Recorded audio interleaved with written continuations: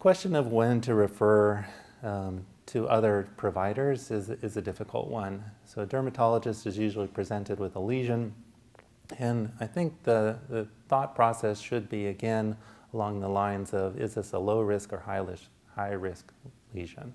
For low risk, again, simple excision makes sense, and just confirming that one has negative borders, so whether that's with a Mohs technique or some other margin assessment technique. However, when you get to a lesion where it might need reconstruction and or the chance that the recurrence is, as I mentioned earlier, more than 10%, that's a time where referral should happen. And that would be to ENT surgery, for example, in the head and neck area. That's who we commonly use, or plastic surgery. And in those cases, once the referral is made, again, I think a team approach with a radiation therapist and even a medical oncologist comes into play.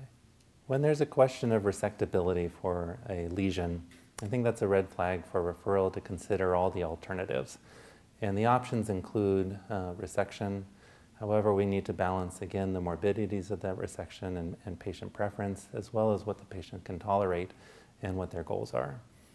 One may also consider systemic therapies in the case of these questionably resectable lesions, or when they're clearly not resectable. Currently, there are some newer agents that have activity in unresectable squamous cell cancer. That means that we need to have this discussion new.